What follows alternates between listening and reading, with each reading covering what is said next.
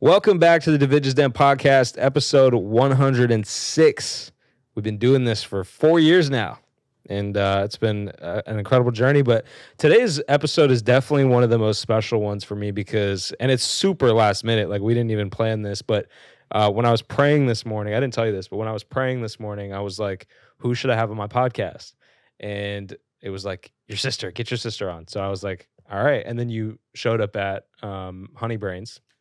And we started talking, and at first I was hesitant to ask you because, like, we have a great relationship, obviously, at least I think so. And I feel like I know you super, super well. And obviously there's probably parts of you that I don't know and that I don't get to see because you live in New York now and I live in LA. But yeah, I want to hear your story from, like, almost like pretending like I'm not your brother, like I'm just a third party, and kind of like hearing your journey to whatever degree you're comfortable. Mm-hmm. And then I have some questions for you. Honestly, I didn't truly prepare, but I have this outline for my episode yesterday that I think I could probably use to some degree. So before we get into the episode, make sure you guys leave a review. It's super helpful. Would greatly appreciate it. And today's guest is my sister, Isha Vaswani. Hi. Hi. There's no audience. I'm regretting showing up at Honey Brains. I'm glad you're here. Oh, thanks. So you're my sister. Yeah. How old are you? I'm 30. So weird. Mm-hmm. It feels like just yesterday we were in Bakersfield where we grew up, and we were just like we had our dog, Sophie. Like yesterday. That feels like decades ago. You feel like you've lived a life? I do. You do? Mm-hmm. Okay. So you live in New York now. You moved here a couple years ago. How long have you been here? 5 years. And before, we lived in LA together in a house with our parents. And then you decided to take the leap and come here. And how's that last 5 years been for you?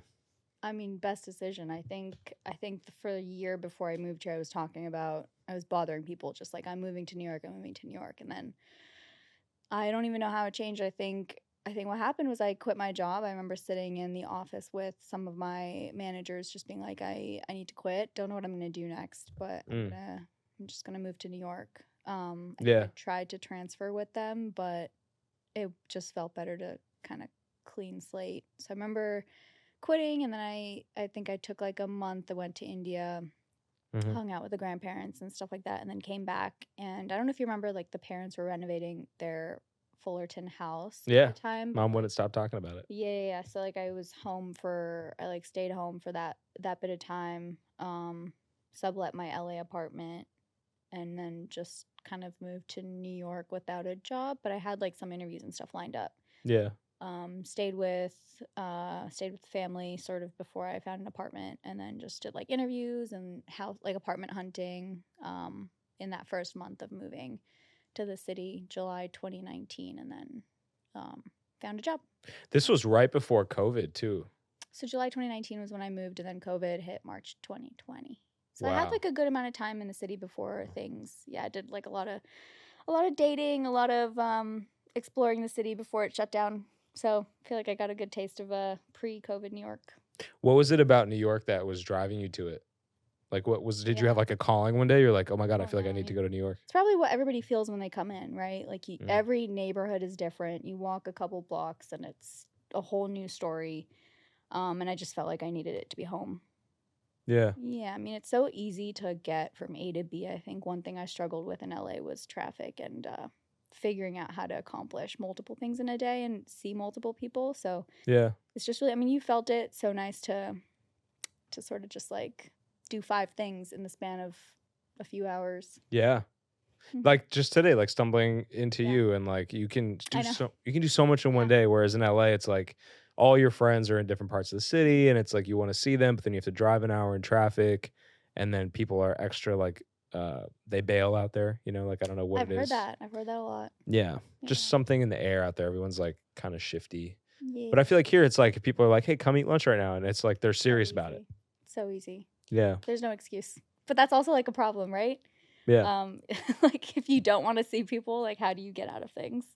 I guess you just gotta. It's not an excuse anymore. You gotta learn how to say no. Mm-hmm. Yeah. So it's crazy to see your journey, because obviously I knew you as, like, my bigger sister, and I looked up to you in a lot of ways, and you were the only role model I had in our family growing up, besides obviously mom and dad. But you were always like, I would say you were like the smart kid, and I was like kind of like the black sheep. Like people were like, "What is Yeah. this kid gonna do?" Yeah. But you were pretty consistent in Yeah. who you were, your interests, and whatnot. Aim to please. You aim to please. Kind of. Interesting. Growing up. Yeah. I'm not like that anymore. Yeah. Yeah. But you think you just wanted to make everyone else happy? Is that your vibe? It was. Okay. Yeah. So we did high school, and then we went to USC. You went to USC first, and then I was like, maybe I'll go to USC too. I kind of just did what you did. And then you became an accountant. You're very logical. You're very like, yeah, I like stability. Stability, yeah. I just need like a corner of the world. Like I don't need the whole world. I'm kind of just like happy in my day to day. Yeah. Yeah. Very interesting. Very simple. I don't know if I'm simple. I don't know what simple means, but yeah, I dream big in my own bubble. Interesting. Yeah, that does make sense. What's a typical day in the life of Isha? It's kind of like what you've seen today. So it just, it kind of is different every day. Depends on how much sleep I've gotten. Yeah. Last night you got 13 hours. 11. I woke up, I'm not going to lie, guys, full transparency. I had a terrible fucking morning. I was in an awful mood. And I'm usually in a pretty good mood because I get to wake up early. I pray. I have a morning routine and I go about my life. But today I woke up 2.5 hours late.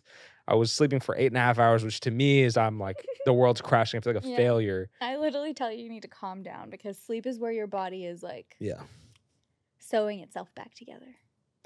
100% recovery. But I felt much better once you told me you slept 13 hours. I was like, okay, I'm good. 11, okay. Actually, maybe 13 with the naps I took at 8 p.m. And you napped. Crazy. Okay, so that was your part of your day then? After napping? Oh, yeah. Well, so it just kind of, so work is a little bit like client-based. So started a new client this week. So kind of is just a little shifty depending on what they need. So I got up, made pancakes for myself, made some coffee, sat down, did some trainings. Honestly, I like watched some TV midday, and then I went to the gym. Yeah. And then I found you. There we go. So pretty chill day. Like you would say a day in the life of Isha is like pretty easy going. Just post-COVID, because going remote has changed the world. Like pre-COVID, I was in the office 5 days a week. So pre-COVID, my life was very different. I was also younger, so I feel like I needed less sleep. But pre-COVID, it was work out 7 a.m., take a shower, go to the office until 6 p.m., and then go out. Like go out, meet people for drinks, dinner, and then go home and then chill and maybe sleep by like midnight. Yeah. And then get up and do the same thing. But today, I don't think I can do the whole 7 a.m. to midnight being out of the house anymore because I've just been spoiled the last couple of years working remote. Yeah. But it's been nice. I mean, yeah, I can just truly listen to my body and actually like take care of myself, what I need mentally, physically, go home when I want. Yeah, come home for a couple of months at a time if I can. Yeah. It's just like it's different. But I think it's going back slowly. Like I think I'm going to be hitting the office a bit more, but so you're getting back into the grind. Yeah, a little bit of the craziness, but yeah, I love that about you. I feel like we talk about it off camera too, but like you're very health focused. You're very like you eat really well. You're in the gym. You do recovery. And one thing I think I told you this earlier today, but one thing I really admire about you is I feel like you don't stress yourself out too much, at least from what I see, and you're pretty easygoing. You like to laugh. Like you're not really putting a lot of pressure on yourself. So I was going to ask you, like, where do you think that relaxation comes from? Because I think growing up in a household with two obviously amazing parents, but there was a lot of tension, which, we could get into this in a different episode, like the deep levels of parenting and how we grew up. But like, I feel like I'm on the opposite end of the spectrum where I put a lot of pressure on myself. It's good pressure because my mind is very active and I want to accomplish things and do big things. And I have a lot of goals and whatnot. Not to say you don't, but I'm not able to live as like, I think fluidly and as, like not simply, but like with that level of. Take what comes during your day and don't get as like caught up in, your to-do list. Right. Which, not that I don't have a to-do list, I do. But I think you're a little bit more like, if you don't get something done in a day that like you've put your mind to, you're a little more on edge. For sure. But I've been doing a lot of reflection, and there's a great episode which I sent to you with Call Her Daddy with Jay Shetty, where they talk about parenting and how it affects you as a man and a woman or whatever. And I feel like I'm learning that, not to put blame on parents at all, but because it's all for me, but a lot of that stress I think comes from the way that I saw our parents like interacting and the things that they were doing, in the house, like just the communication, like there was a lot of stress I think going on, which I don't think I realized until maybe the last 2 years. Um, so I think I had maybe a hard time dealing with it and sort of like compartmentalizing. But I feel like you've done a really good job of like not letting it affect you as much, and you've kind of built the Isha personality independent of the parents. I could be completely wrong. I don't know. I don't think I've always been this way. I think there was a point where my friends would even say that like you're a bit too caught up in like your family. Mm. It's hard to remember those days though. Yeah. How did I get here? To this podcast, we walked here. We slugged a bunch of fucking luggage. Dude, I was telling Isha on the way over here, like, I'm a pretty calm guy. Like I pray, I believe in God, like I'm very faith driven. I don't get angry. I've never been in a fight, street fight. But lately, I don't know about that. Are you sure? I've been beat up. Okay. But oh, yeah. It sucks. Just the last couple weeks, more like the last week, maybe it is NYC, but I just been on edge, bro. Like I want to fight. Like there was an old lady, I like kicked her fucking grocery cart. You didn't see that, but I kind of like was like, get the fuck out of my way. Like there's times when like my newest pet peeve, or one of my biggest pet peeves in the city is like, when you're going up and down the staircases of the subway. Yeah. It's like if everybody's coming up at you and like none of the space is left for people going down, I literally say, can you fucking move? You say that to them? I say it out loud. I say it out loud that if someone's listening to me, they'll hear it, but I don't say it like yelling. Dang. But I literally like make space for people. Yeah. But it's a city thing. Yeah. I don't like physically get aggressive, but I'm literally like, can you move? Yeah. Because people are like, everyone's on their phone too. A lot of people I hear are like, they're walking fast and they're on their phone, so they're not really paying attention. So, but if you're like fully present and conscious and you're trying to get somewhere, you're like, bro, like get the fuck out of my way. Man. I mean, the fact that we had to lug your suitcase around today. Yeah. Makes it hard. Very city thing, but it's like one of the things that like just, the city is gets you hardened. Yeah, it gets you hard or hardened. I want to try, and I know you have to go. You can leave whenever you want. I would love for you to stay for the whole episode. You want me to leave? No, I'd love for you to stay for the whole episode because I have a lot of shit. I'm also happy to stay here and listen to you talk. No, I'd rather talk to you, but no pressure. So if you want to go, you can leave whenever. But I'm gonna keep talking until you do that. One thing I really admire about you is your discipline. Uh-huh. You're very disciplined. Like you wake up and you work and then you do your cooking and your gym and normal human things. But I think maybe the average person isn't that disciplined. So like, where does your discipline come from, and like, why are you so structured? I feel like that's a flaw, isn't it? I don't think so. To be so disciplined. I think maybe, like being over disciplined to where. But this kind of goes back to what we were talking about earlier, where you were like, I'm not as disciplined, right? Or like maybe you were saying that like it's a little bit different. They're kind of different, I guess. Well, I think you're disciplined and easygoing and fluid, and you get the things done. Like you said, you have a checklist. I'm on the other end where I'm over disciplined, and if I don't get certain things done, I torture. Like I don't give myself grace. But you're just like, you're disciplined. Like you're very structured and whatnot. So like, do you like that about yourself? I guess Probably comes from dad. Yeah. Yeah. I mean, my calendar is my holy grail, right? Like everything is in my calendar. Like Sajid, my boyfriend, and I have like a shared calendar where like I'll put anything that he needs to see on it, and I'll literally put like my workouts in there or like my meals in there. Like I am like pretty crazy because I need that transparency, because he can't just be like, oh, I need to go and do this, and I'm like, nope, that's not gonna work for me. I need to do what I need to do when I need to do it. Yeah. Just because like if it's important, then it goes in there. But I think technology has made it really easy for that to happen. Like I don't have anything written down anymore. Yeah. And I have like reminders that pop up. So everything's kind of like I've automated my life. That's really good. Anyway. Because then I know when I'm free and when I have free time and when I don't need to do something, or I can easily push something out. You know what I mean? Yeah, that makes sense. You're really good at. I think you're really good at lifing and adulting. But one thing I think you're like pretty crazy about is your space, like keeping it clean. Yeah. It needs to be clean. So OCD. Yeah, a little bit OCD. Yeah. Nothing wrong with that. Struggle. What's your favorite thing about yourself? Twiddle de tums.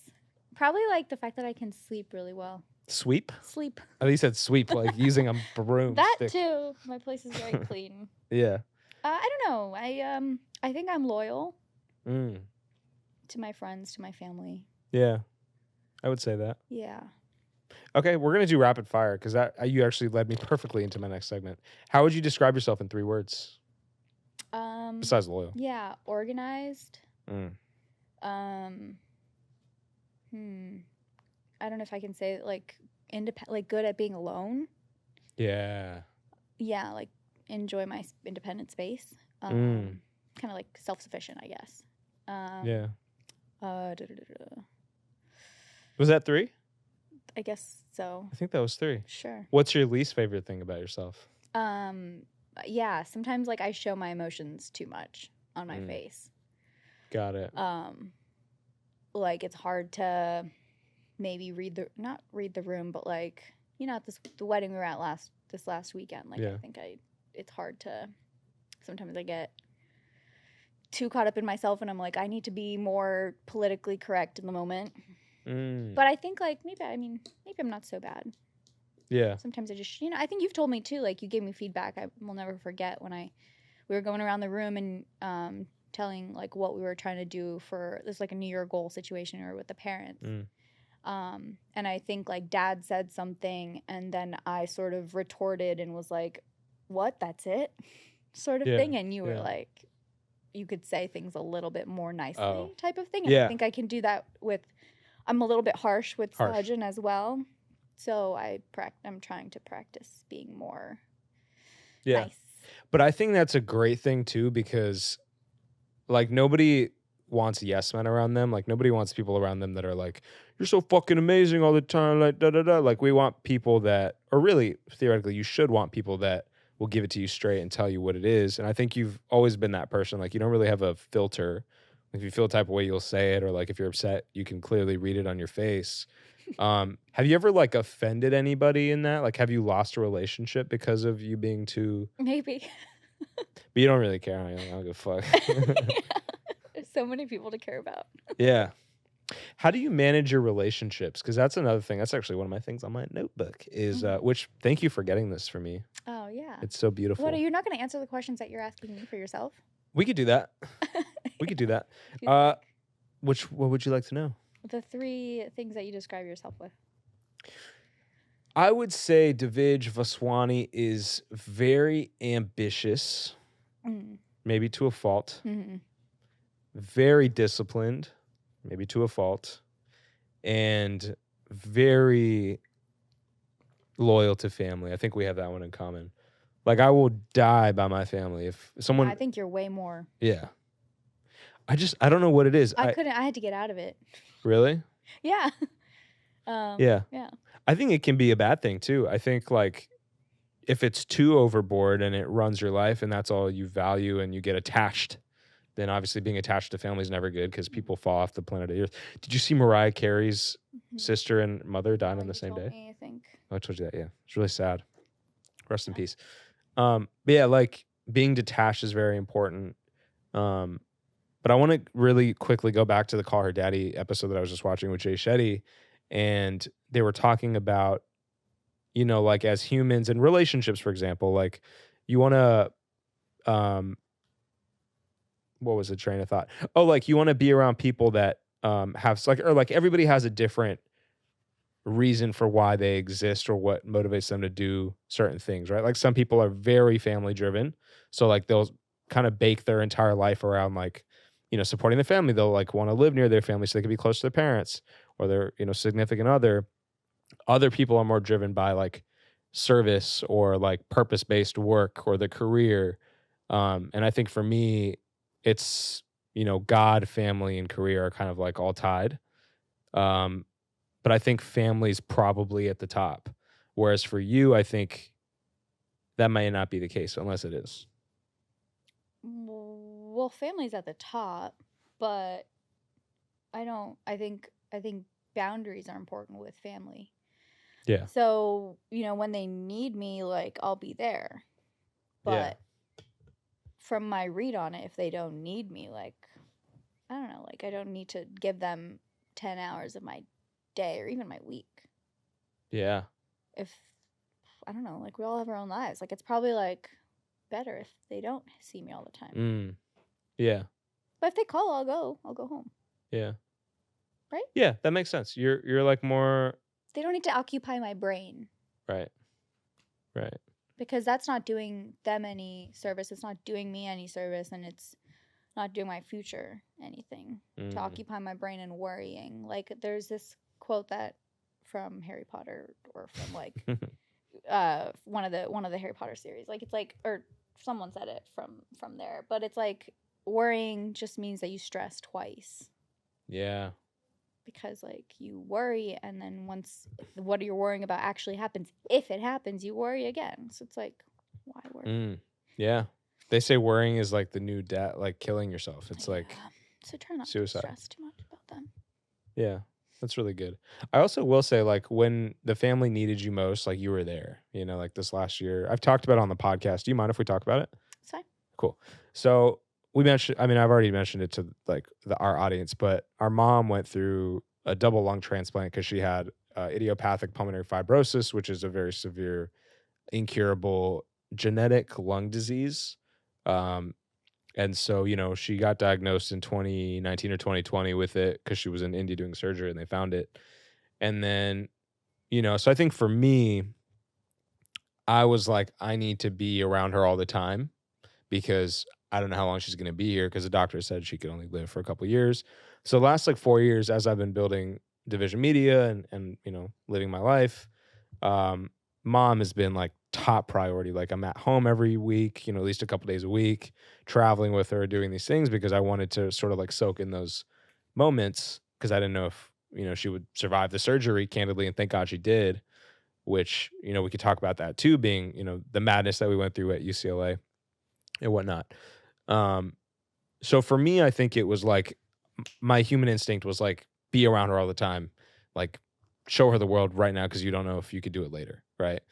And I think I'm so happy I did those things. Like, I've made so many memories with her that I'll forever cherish. But of course, there's like that 2% of my brain that's like, maybe you overdid it too much. Like, I feel like I missed other areas of my life a little bit. 20s a little bit. Yeah, just to a small degree. Nothing that keeps me up at night. But I wanted to ask you how the situation with mom like affected you personally. Like, how are you doing now? Like, how has the last couple of years been given her diagnosis? Yeah, I think like when I was here and all this stuff was happening out there, like, I feel like I retreated from my own life a bit here and there, but never actually fully left it. Like, I would, especially as she was like progressing, as she was on my mind like a lot, as were all of you guys. But I think I would come home when I could, and then if I ever had to be here for things, I kind of tried to balance my life a bit. And I think the people closest to me could see that my brain was occupied. So yeah, if I had to go back and redo it, would I go home and leave everything here? I don't know. What felt right in the moment was trusting you and Dad that you guys were like, okay, it's fine, you don't need to be here, because I think I would try to ask you guys, like, let me know what you need, let me know. At least I hope I did. You did. So yeah, I think I trusted that. That if we actually needed something, we'd be like, hey, come home. Like, we actually need you. Yeah. So I think I trusted that because it was hard. It would be hard to leave a life that I had built here, this being home. So selfish, probably, in a way. Yeah. No, I don't think so. Yeah, I don't know. Tricky situation, I think, that people go through when their parents are getting older. Like, even Dad, knowing his parents are in India and he's like, here with his family. So it's kind of like, I think it's a tough thing when kids leave their parents. It's like everybody kind of goes through that sort of like, what do you do? What's right? What's wrong? Do you listen to yourself? Do you just drop everything and go serve your parents? Like, I don't know. I don't know what's right. It's probably just listen to yourself and trust the people around you and find your own way. But when you guys did call me for the actual procedure, like, yeah, I was like wholeheartedly gonna go for that. So Yeah. And you were there for her, like, through and through. You did all the medications. Mhm. Like, after the surgery, you, dad, and Masi, your aunt, my mom's sister, were like the main people that like made sure she was okay, which is great. So no, I definitely think you did your part. And it is a tricky situation because like everyone goes through this, and I don't think there's a right or wrong answer. I think it's more just like this is a shit situation in general, so you really have to just prioritize your mental health and yourself first before anything else, because otherwise you're not going to be able to cope with Exactly. grief or whatever it may be. So I think you did an amazing job. Thanks. And thank God she's still here. I know, yeah. Now it's in her control. So Yeah. what do you think about that? Well, that's a whole nother issue now. I know. Yeah. My friends ask me now, like, how's your mom? And I'm like, well.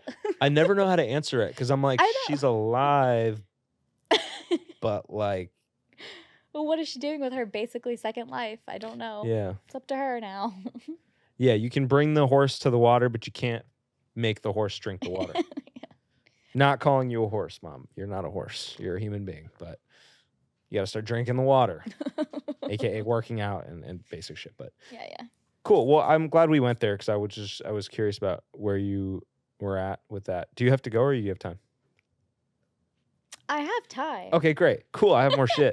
So, the human experience. Let's talk about that because I think I'm fascinated by it. You know, I question a lot of like, why are we here? Like, what's the purpose? Like, I'm very fascinated also by other humans because I'm like, you know, as a religious man and spiritual man, I'm like, I feel like God makes everybody for a very particular reason. And I want to know why God, you know, made you or made Arthur, who's our, you know, podcast engineer. Like, why did he make me? Like, why are we all here right now? And so I'm fascinated by that. And I was curious, you know, when I'm in public and I look at people, most of the time, unless I'm in a shit mood, I have a natural curiosity of like, who is this person? Like, what are you doing? What are you about? Like, why? Like, what's your purpose? But I was curious, like, how you view strangers and just the human experience in general. Like, do you question it? Do you have a theory as to why we're here? No, it's fine. Totally fine.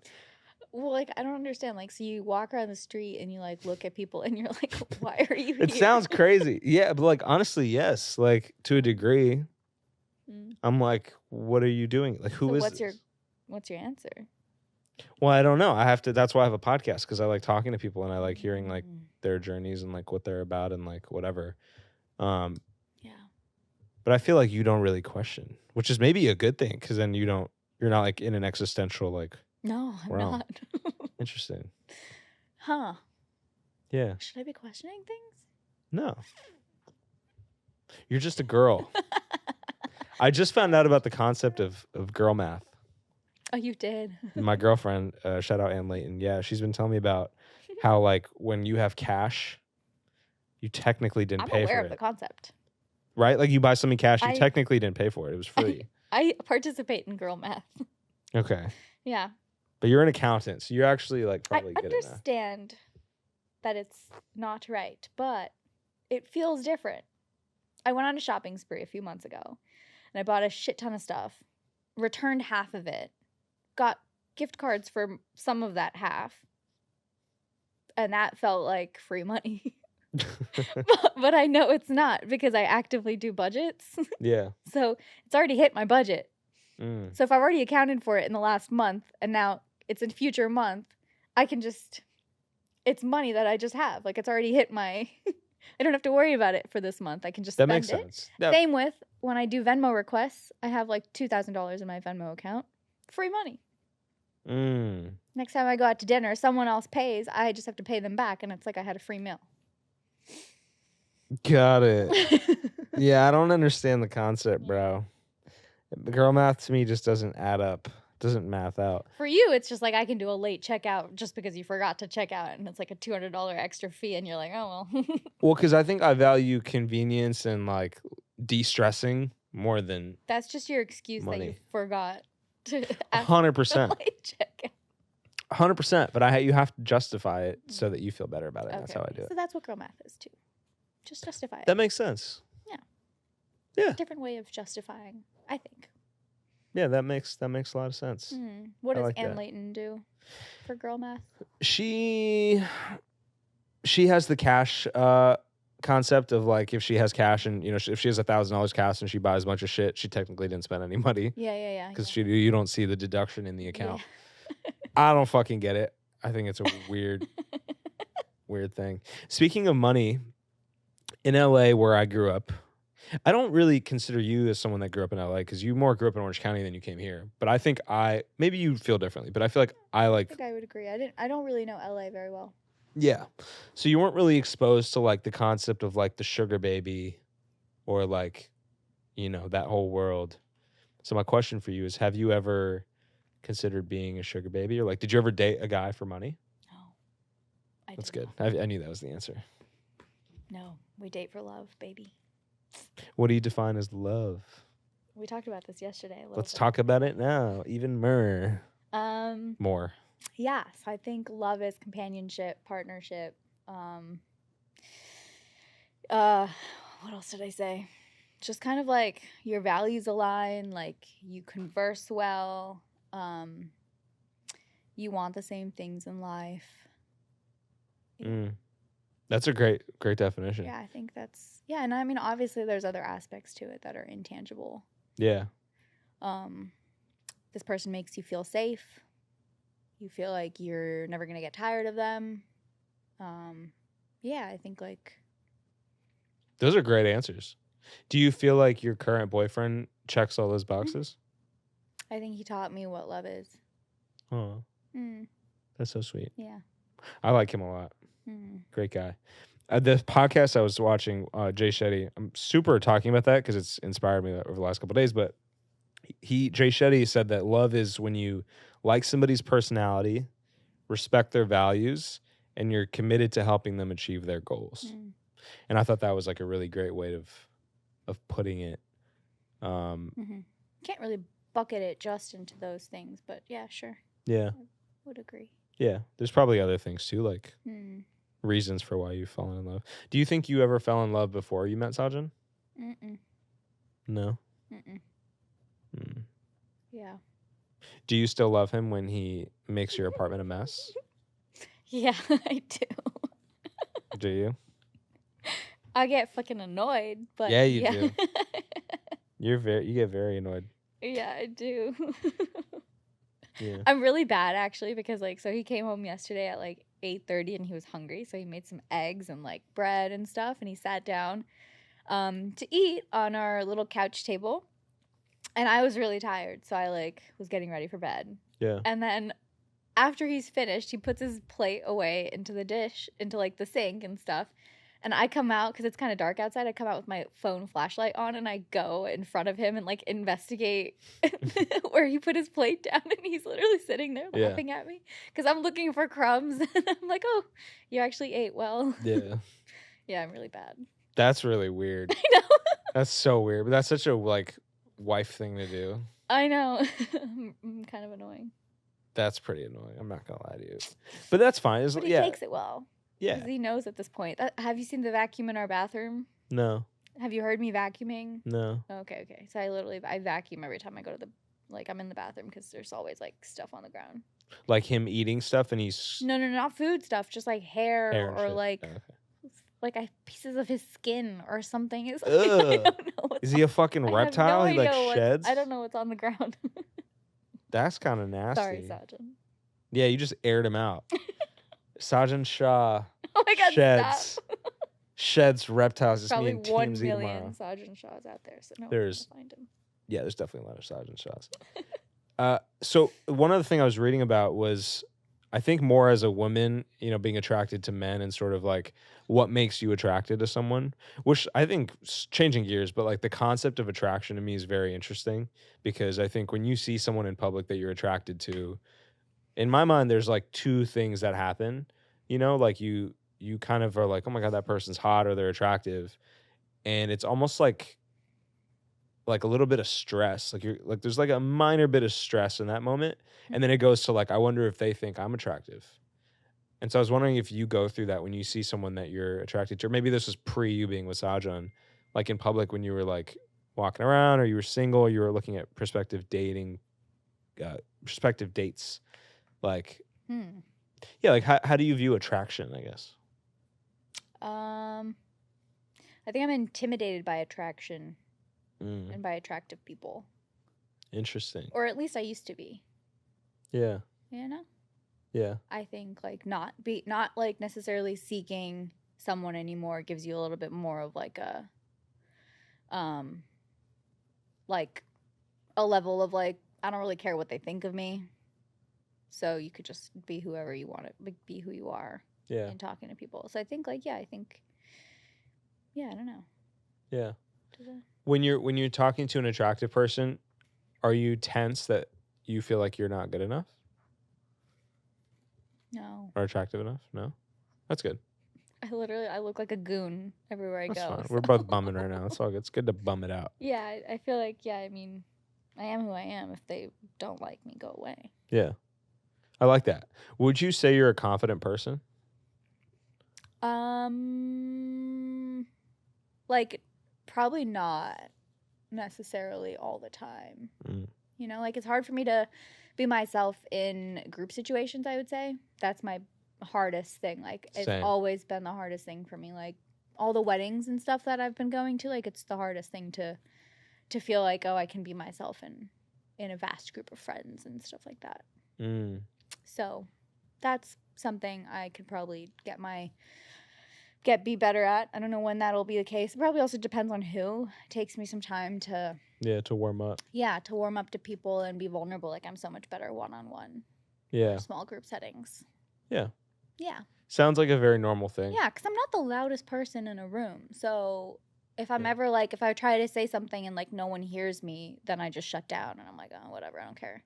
Yeah. And then I just listen and I hang out.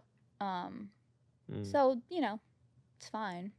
Yeah. But I guess that just, you know, because I want to say stuff and I want to talk. So, but if other people are like, it's like, all right, you do you. I would also argue that the loudest person in the room or the person that talks the most is probably also the one that's the least liked. Maybe. You know? Yeah, potentially. Yeah, very possible. So I think, because I'm the same way as you, I'm not usually the loud person. I'm usually like the more quiet. I like to listen and observe, and then I'll chime in when I want to chime in. And I feel like the less you say things, the less things are at stake. Like, for example, in a business setting for me, if I'm with a client who's very, you know, important to me in business or whatever, they're like, you know, public figure, I like to just be the guy who listens, and then I'll chime in with very positive thoughts or like good notes, and then I'll kind of just shut down. But I think the less you say, the less likely you can fuck up, right? Which is how I look at it, at least in a business setting. Okay. But in a personal setting, yeah, I just think the person who's loudest is like the most annoying person. You know, it's all about like them or whatever, arrogance and shit. Yeah, I can see that. Yeah.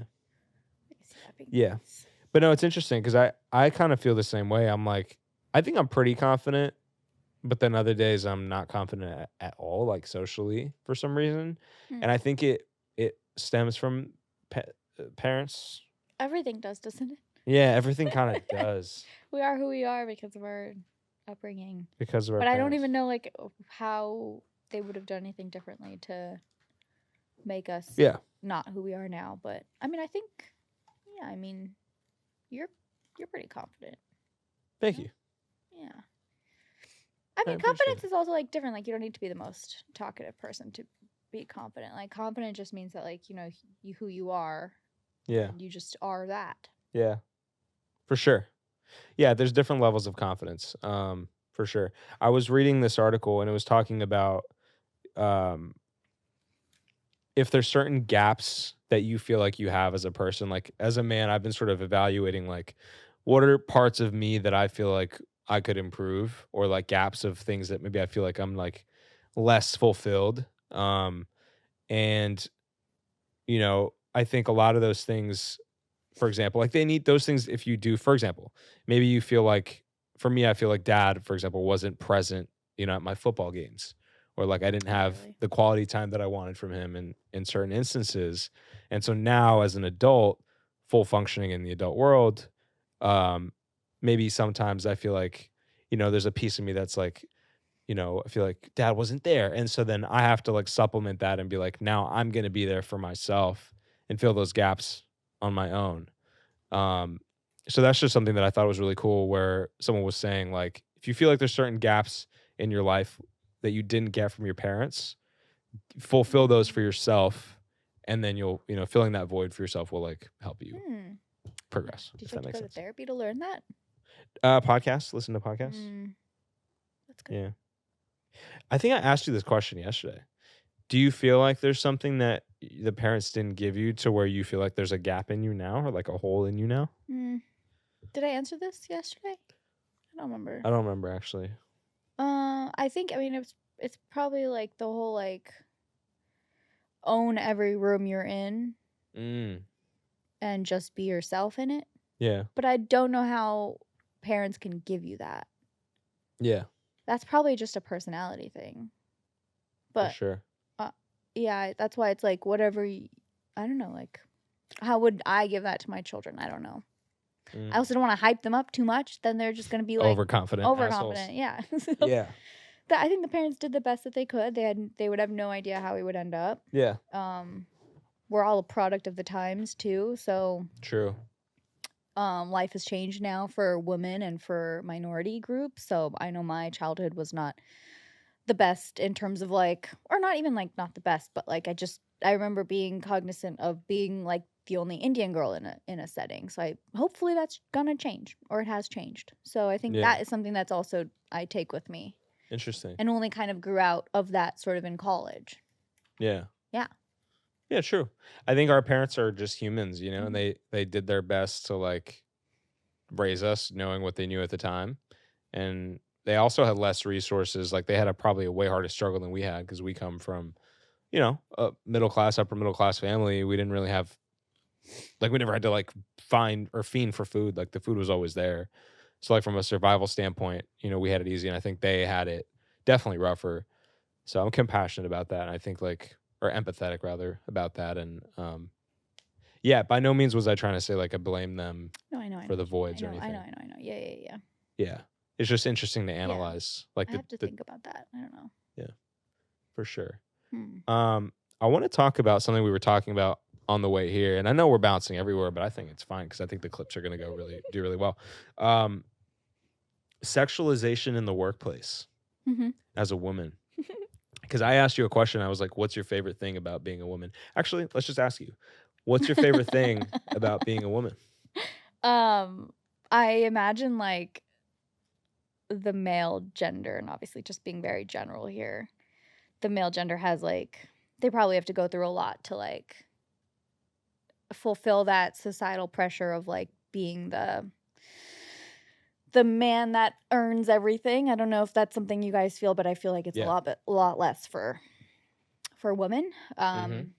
So, this was kind of like a joking answer, I guess, that I gave you as we were walking, just kind of like sibling banter. But yeah, something like that, where it's a little bit more societally, is that the word? Like socially acceptable to be like a housewife, Yeah.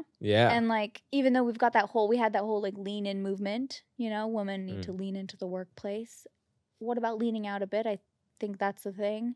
Being okay with like knowing that our hormones are different, and like, yeah, we maybe do have more of a hormonal push to want to be a mother. So I think just the fact that that's a little bit more acceptable for women than maybe it is for men. 100%. But everything else I hate about being a woman. Really? Yeah. Periods and hair and hair loss. Like, you have to deal with so much more shit. Yeah. Yeah. It's so complex, like the differences between men and women. But I will agree with you. I think that's a great answer, because I think as a man, at least the way that I look at manhood is, if you're not providing for your family or your loved ones, and you're not ripped and you don't have muscles, I think you're a bitch. Like, that's truly how I feel. Yeah, I have less respect as a man. I have less respect for a man that doesn't provide for their family and that is not jacked. And like, if you're a fat man, I candidly don't even really want to be around you, because that's not who I want to surround myself. And I know it sounds terrible, but so I think with that comes a lot of pressure. And I was that guy. I was the fat kid who was broke and da da da da da. And not to say I'm even near where I want to be, like I'm not technically providing for anybody because I don't have a fucking family that I have to provide. Providing. Well, yeah, but like I don't have to pay my mom's mortgage or whatever yet. But my point is, I do think there's a lot of pressure. Like it's not easy to be a man because women, kids, for example, kids have their mom to rely on if they're dealing with something. Women have their man to rely on if they're dealing with something. And I feel like men have to kind of rely on themselves. I do kind of wish that would die because men don't need to. Like, it's okay for men to rely on others. So I do wish that would crush itself, but True. just saying that is the way it is. Yeah. For, as you're saying, like for generally speaking. Yeah. You're saying it's okay for a man to just rely on other people and to speak from their heart and like say that they're struggling whenever they are. Yeah. And to cry, like that's totally okay. Yeah. It's okay to be vulnerable as a guy. Yeah. It's hard for us though. I imagine. Yeah. I imagine it's hard. Especially when you believe all those things that I just said. Like you don't want to be that guy that's a burden to your family or to your friends. Like that's why we don't really talk about our problems as much because we're men. Like it's what we do. And yeah, back to your point, like I think being a stay-at-home dad probably is looked down upon more than, like it's okay to be a stay-at-home mom, but it's probably not as okay to be a stay-at-home dad to some degree. Yeah, I wish that would also die out. Yeah. But I think that's just the way. Just the fact that we're talking about it, it's still like... There's still the stigma. Stigma. Yeah. What's interesting, back to my question, is, women and men in the workplace. At Division Media, we're predominantly all female as a company. Like most of our employees are female, and they're fantastic killers.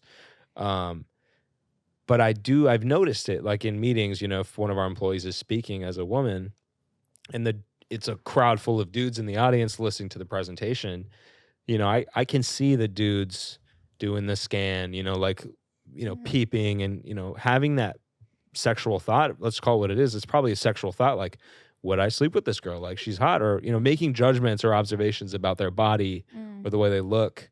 And I've been guilty of it too. I'm a man and I've done that. Right. But I can see it as a man. I can kind of feel what I think the other man is thinking about in the room.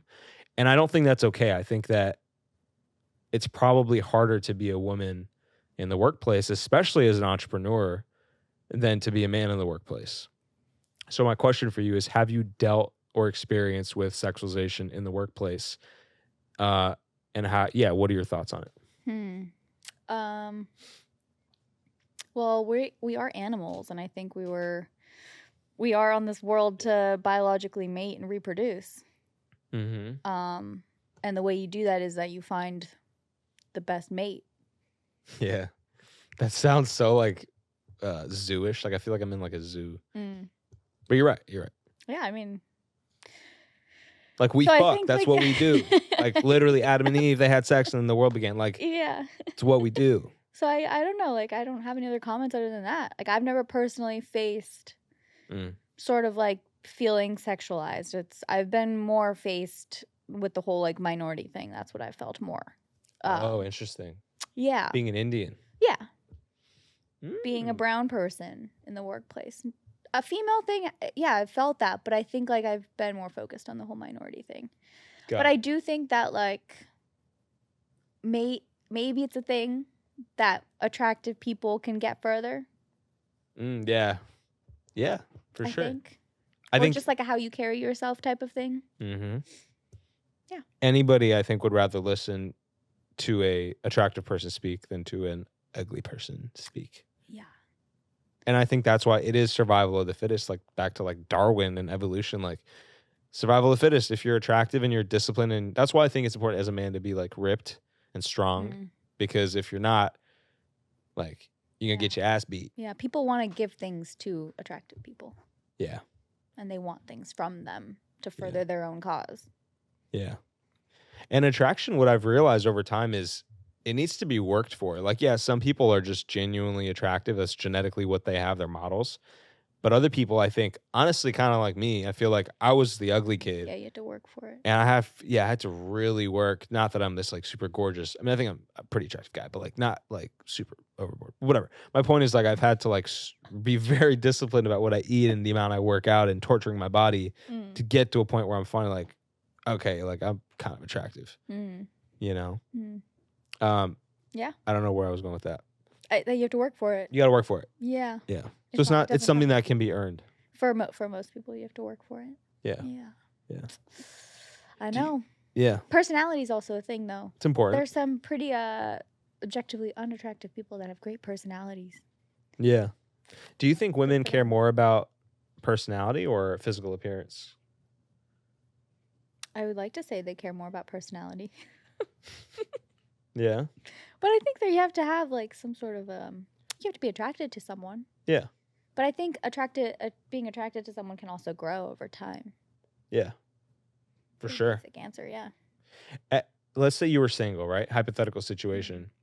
And there's two guys standing in front of you. One is super ripped, like abs, kind of looks like me, you know, like ripped. And then shit personality. And then there's a second guy who's fat, like, you know, pretty fat. Like you can see the chub. But he's like hilarious and he's like charming. Yeah. Like, yeah. Which guy are you picking? Do I have time to converse with them beforehand? Yeah. Maybe the personality guy, honestly. Really? Yeah. Plus, it's like a pillow. I'm okay with little cuddly. Yeah. Little fatness. I just want you to be healthy. Like, are you trying? Do you care about it? Effort. It's okay if you're in a slump for a bit. I get that. But like that. Are you trying? Do you want to live a long, healthy life? Yeah. That's a real answer. I like that. I like that a lot. Yeah. We're about to wrap, but I want to real quick go back to the sexualization question because I'm curious. You know, I think I have a pretty strong understanding of how men think because I am a man, but I don't know if I fully understand how women think. So like, if there's a room full of women who are watching a really hot guy give a presentation in the workplace, do you think the women are also thinking about like, yo, I want to fuck him right now? Like, do you guys have that internal dialogue? I don't know if it's that vulgar. Okay. Or like immediately, like I don't know if we're saying that. But she made the like sex sound. But we're acknowledging that they're good looking and we're probably texting each other like, oh my God, he's so cute. Ah, okay. If the girls are friends in the boardroom, like we're probably like, oh, that guy is so cute. So you guys do it too. You guys are like, we do it too. We're all the same. We do it too. Yeah. Yeah. Is this an admission of guilt? But we're flat. Like if the guy found out, he's probably like, oh, damn. Flattered, right? Yeah. Whereas if the girl found out, she'd probably be like, oh shit, that sucks. Right. Sexual harassment. Whereas a guy, I think most I'm cases, just kidding. I have no idea. No, but I think you're right. Like if I was giving that presentation, I found out that there was girls like talking about me in that manner, I'd be like pumped about it. I'd be like, fuck yeah. Like, what's up? I don't know what that says about the workplace. Crazy place. The workplace. This has been really fun. What do you think? Did you enjoy this? I think I loosened up a little bit more than I thought I would. Like it was more fun than I thought. Really? Like we were just at a coffee shop and like chatting. Oh, that's so nice. Yeah. Well, thank you for coming on. I want to do a part 2 where we go even deeper into trauma and all that shit. But I love you and you're one of my favorite people. Probably top 2. Even though I'm so boring and structured. Yeah. Shit. You're top 2 there. You're definitely top 2, man. Top 3. For what? Yeah. God, mom, or top 4. God, mom, daddy. You guys are all. Anyways, thank you guys for tuning in to the Divijs Den podcast episode 105 or 106. Make sure you guys subscribe, leave a review. Let me know what you guys thought about this dialogue. You know, have you had this conversation with your siblings? Have you guys talked about parental trauma and shit? And if you haven't, maybe you should. Or maybe there was other questions that I should have asked her that we can ask her in part 2.